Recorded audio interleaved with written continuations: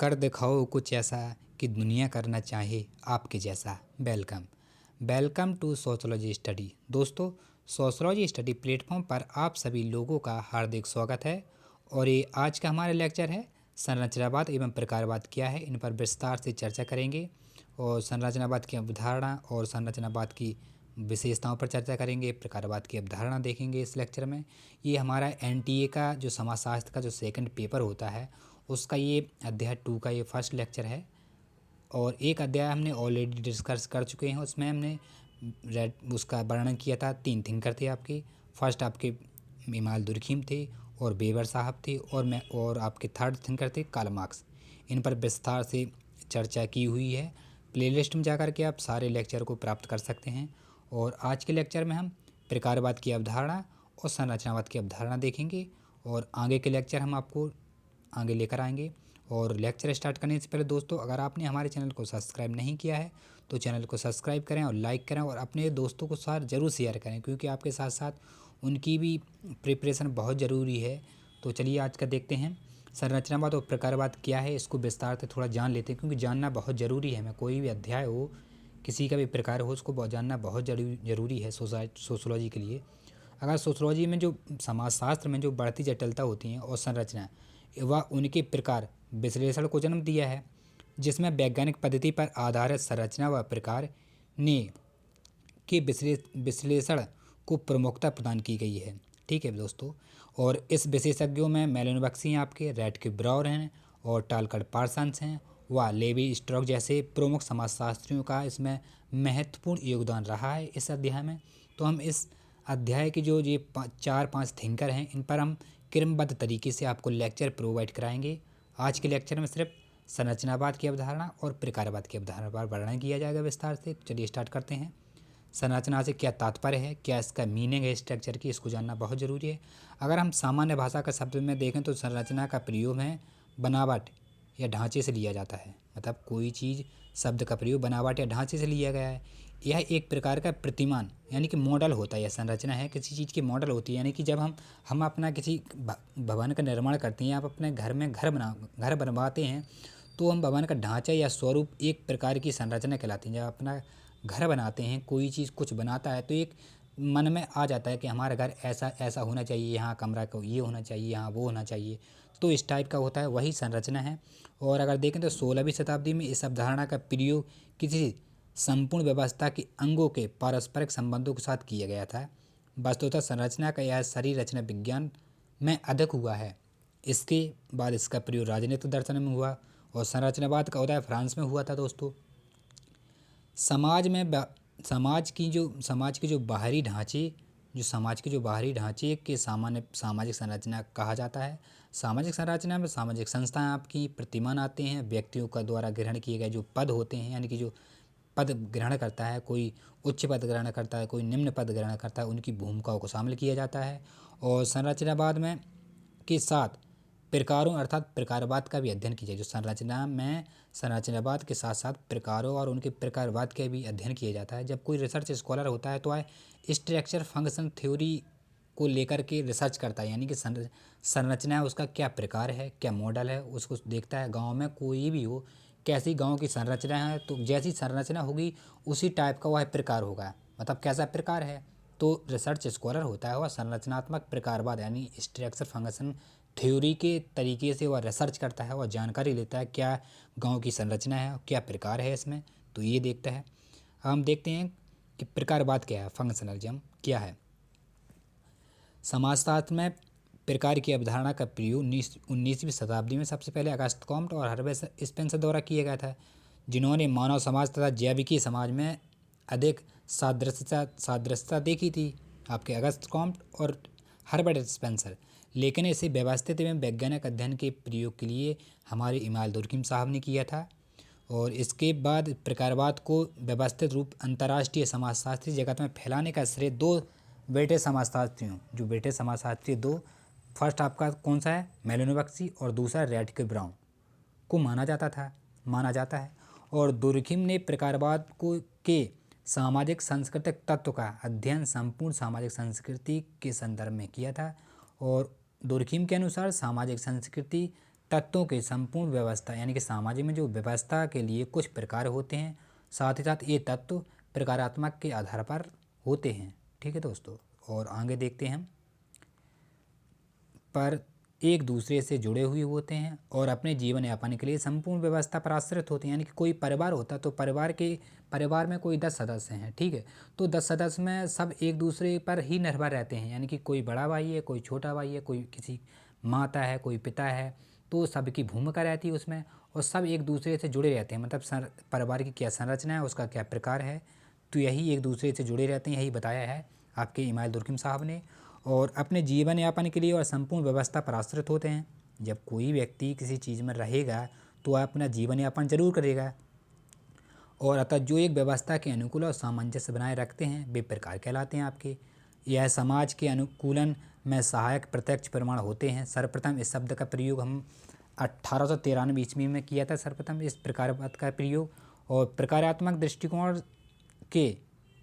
दृष्टिकोण समाज के अंतर संबंधित भागों को एक ऐसी स्वचालित व्यवस्था के रूप में देखने का सरल दृष्टिकोण है जिसके अनुसार सभी सामाजिक संबंधों में एक विशिष्ट संरचना तथा एक वस्तुनिष्ठ नियमितता होती है।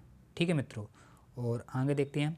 यह एक समाजशास्त्रीय परिप्रेक्ष्य है, सोशियोलॉजी का प्रोस्पेक्टिव है या एक प्रकारवाद, जो किसी सामाजिक तत्व, सांस्कृतिक तत्व या आपका कोई प्रतिमान हो को व्याख्या को दूसरे सामाजिक सांस्कृतिक तत्वों के संपूर्ण व्यवस्था के लिए उसके परिणामों के संदर्भ में खोजता है।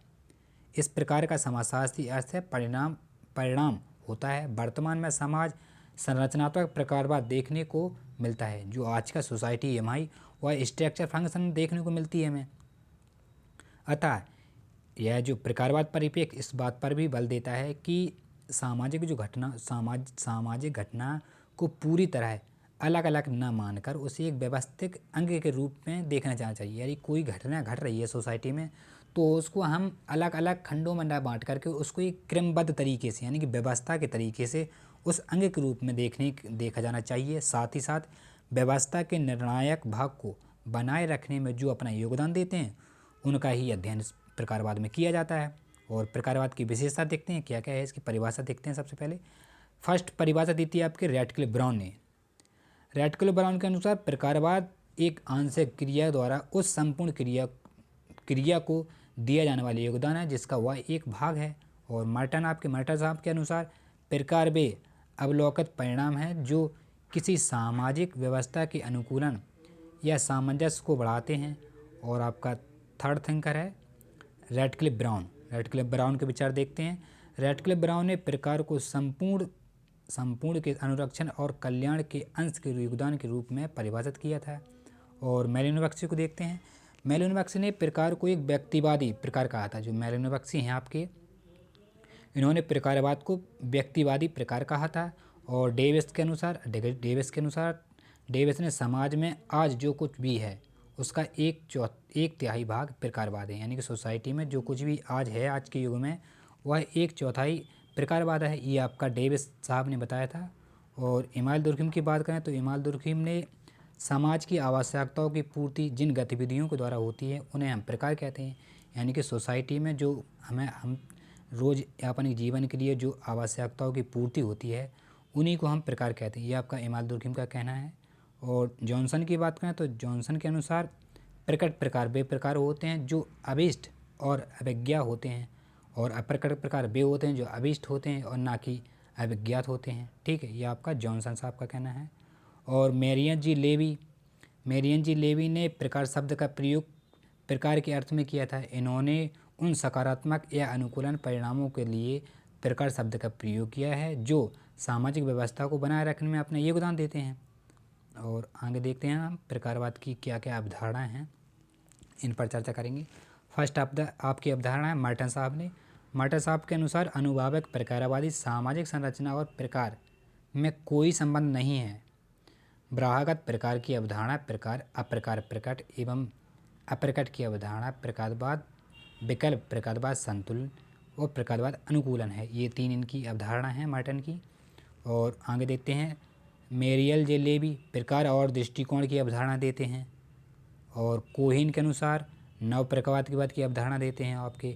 और ऑगबर्न ने विप्रकार की अवधारणा दी थी। और ब्राउन ने न्यूमोनिया तथा डायमोनिया की अवधारणा दी थी। और मेलिनोवस्की साहब ने इन्होंने आवश्यकताओं का सिद्धांत सार्वभौमिक प्रकार बताते हैं, यानी कि जो आवश्यकता की जो सिद्धांत है उस पर अवधारणा दी थी प्रकारवाद पर। और पार्सन साहब ने प्रकार्यात्मक आदेशक की अवधारणा दी विकसित की थी। और अब हम इसकी विशेषताएं देखते हैं, क्या क्या विशेषताएं हैं प्रकारवाद की। फर्स्ट आपकी विशेषता है प्रकार का संबंध सामाजिक संरचना का निर्माण करने वाली इकाइयों से होता है। और सेकंड व्यवस्था, सभी कार्य प्रकार नहीं होते, मतलब जो सभी कार्य हैं वह प्रकार नहीं है, केवल उन्हीं कार्यों को प्रकार कहा जाता है जो समाज द्वारा अपेक्षित होते हैं, जो सोसाइटी द्वारा अपेक्षित होते हैं उन्हीं को हम प्रकार कहते हैं, यानी कि सभी प्रकारवाद नहीं होते हैं। और थर्ड है प्रत्येक प्रकार का कोई ना कोई उद्देश्य आवश्यक होता है, अवश्य होता है। प्रकार का प्रमुख उद्देश्य सामाजिक एवं मानवीय आवश्यकताओं की पूर्ति करना है। कोई भी प्रकार हो उसका कोई ना कोई उद्देश्य आवश्यक होता है, और सामाजिक व्यवस्था को मानवीय आवश्यकताओं की जो पूर्ति होती है हम लोगों की, वही प्रकार है। और आगे देखते हैं, प्रकार का प्रयोग सदा लाभदायक व वांछनीय नहीं होता है। प्रकार का प्रयोग ऐसा नहीं है कि सदा लाभदायक हो, कभी कभी हानिकारक भी होता है। प्रकार केवल क्रिया ही नहीं बल्कि समस्त क्रियाओं का योग है, एक क्रिया नहीं है, यह समस्त क्रियाओं का एक योग होता है। और प्रकार की परिभाषा मनुष्य के शरीर के आधार पर की जा सकती है। जिस प्रकार से हमारा शरीर है जो हम लोगों का, उसी प्रकार से हम प्रकार की अवधारणा करते हैं। और आगे देखते हैं, प्रकार एक जटिल अवधारणा है क्योंकि यह देखी नहीं जा सकती, यह गतिशील अवधारणा है प्रकार। और समाज में प्रकारों की संख्या तय भी नहीं की जा सकती कि कितनी है, कोई गिन नहीं सकता। और कभी कभी प्रकार अप्रत्यक्ष व प्रकट होते हैं किंतु कभी कभी अप्रकट होते हैं, कभी कभी प्रकार हमको दिख जाते हैं और कभी कभी यह अप्रकट होते हैं। और प्रकार का संबंध इकाइयों द्वारा समाज को दिए जाने वाले सकारात्मक योगदान होता है आपका। अब हम इसके साथ देखते हैं संरचनावाद, स्ट्रक्चरलिज्म क्या है, इसको चर्चा करेंगे। इसको थोड़ा निम्न बिंदुओं पर देखेंगे क्या है। संरचनावाद आधुनिक सामाजिक विज्ञान व मानविकी में एक सोचने का माध्यम या विश्लेषण करने की यह एक विधि है। ऐसे विचार जिनका विस्तार मानवीय भाषाओं तथा लोक कथाओं के सांस्कृतिक प्रयोग व साहित्य प्रयोगात्मक होता है। संरचनावाद क्रमबद्ध रूप से अध्ययन एवं विश्लेषण करता है। अब संरचनावाद की परिभाषा देखते हैं क्या है। संरचनावाद की परिभाषा एक बौद्धिक आंदोलन है जिसकी जड़ें फ्रांस में के समाजशास्त्री में निहित हैं। ऐसे तुर्की में आपके मेल और कार्ल मार्क्स हैं एवं लेवी स्ट्रॉक ने संरचनावाद पर बहुत प्रकाश डाला था, बहुत कुछ लिखा था। और सामाजिक संरचना की परिभाषा में सामाजिक अंतर्क्रियाओं तथा सामाजिक संबंधों के माध्यम से दी गई हैं, किंतु यूरोप के संरचनावादियों समाजशास्त्र की संरचना की सामाजिक अंतर्क्रिया तथा सामाजिक संबंधों के आधार पर की गई थी। ये देखिए आपका फ्रांस के, और आपके कौन कौन से फ्रांस के समाजशास्त्री कौन कौन से हैं ये लिखा है। और प्रमुख प्रकाश डाला था, सामाजिक संरचना की परिभाषा में दी थी। और तथा सामाजिक संबंधों, यूरोप ने संरचनावादियों को क्या कहा था कि अंतःक्रिया का सामाजिक संबंधों पर आधारित की गई परिभाषा को स्वीकार नहीं करते हैं। और आगे देखते हैं, उनका मत था कि व्यक्ति जो कहता है, जिस प्रकार सोचता है, वही उसके प्रकार को प्रभावित करता है। वैसे उसकी मतलब कोई भी व्यक्ति होता है, जिस प्रकार से वह सोचेगा और जिस प्रकार से वह व्यवहार करेगा, जो व्यक्ति होगा वही व्यवहार को प्रभावित करता है। तब भाषा और विचार ही सामाजिक संरचना की परिभाषा है। ये आपका यूरोपीय थिंकर थे, उनका कहना था। और अब हम संरचनावाद की अवधारणा देखते हैं। संरचनावाद से संबंधित समाजशास्त्रीय दो भागों में विभक्त हैं, यानी कि यूरोपीय जो संरचनावादी और अमेरिकी जो संरचनावादी। यूरोपीय संरचनावादी भाषा और विचार को, जो यूरोप के संरचनावादी थे वह आपके भाषा है और विचार को संरचना का मूलाधार मानते थे यूरोपीय संरचनावादी, जबकि हमारे अमेरिका और ब्रिटेन संरचनावादी व्यक्तियों के माध्यम में पाए जाने वाले सामाजिक संबंधों को सामाजिक संरचना का आधार मानते थे। इस संप्रदाय के लोग, जो इस संप्रदाय के जो समाजशास्त्री समाज को समझाने के लिए लोगों के वास्तविक व्यवहार को समझने पर बल देते थे। और इसका मत था कि अनुभाविक अध्ययन के आधार पर ही निष्कर्ष ही सामाजिक संरचना का ज्ञान कराते हैं। और जबकि यूरोपीय अपने समाजशास्त्री, उनका कहना था कि प्रमुख विचारक, यानी कि यूरोपीय समाजशास्त्री कौन से आपके, लेवी स्ट्रॉक और माइकल फोकॉल्ट, जबकि अमेरिका समाजशास्त्रियों में से पीटर विलाउट प्रमुख थे। और आगे नाडेल के प्रमुख हैं, नाडेल भी प्रमुख है इसमें। और अब हम देखते हैं संरचनावाद की क्या क्या विशेषता है, इस पर डिस्कस करेंगे। संरचनावाद की फर्स्ट विशेषता है आपकी संरचनावाद मानव विज्ञान की एक ऐसी पद्धति है जो संकेत विज्ञान और सहजता से परस्पर संबंध भागों की एक पद्धति के अनुसार तथ्यों के विश्लेषण करने का प्रयास करती है। और आगे देखते हैं, संरचनावाद का प्रयोग विशिष्ट प्रकार की मानवीय संरचनावादी विश्लेषण में किया जाता है और यह सामाजिक संरचना है। अवशेष और अवसरों को के अधिक स्पष्ट तौर पर सांस्कृतिक मानदंडों को व्यक्तिपरक चीज़ों की तुलना में मानव व्यवहार पर अधिक बल देता है। मानव के व्यवहार पर यह अधिक बल देता था। तो आज का ये लेक्चर हमने काफ़ी अच्छा रहा है। इसमें हमने देखा है कि संरचना तक क्या तात्पर्य है और प्रकारवाद की अवधारणा देखी है और संरचनावाद की अवधारणा देखी है, इसकी विशेषता क्या क्या परिभाषा होती है। और नेक्स्ट लेक्चर में हम आपके लिए मेलिनोवस्की का प्रकारवाद लेकर आएंगे।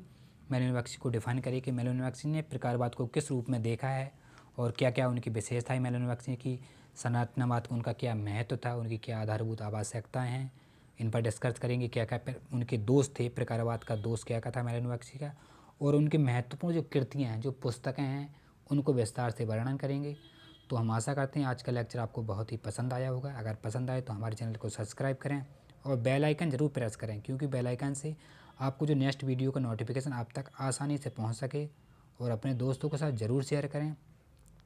और अगर आपको कोई कंपटीशन की तैयारी कर रहा है तो इस प्लेटफॉर्म पे सुबह 7 बजे से एक वो लेक्चर स्टार्ट होने जा रहा है जी के सामान्य ज्ञान लूसेंट का, उसको भी आप देख लीजिएगा, वो भी प्लेलिस्ट में जा कर के। तो मिलते हैं फिर नेक्स्ट वीडियो में, जब तक ये टाटा बाय बाय।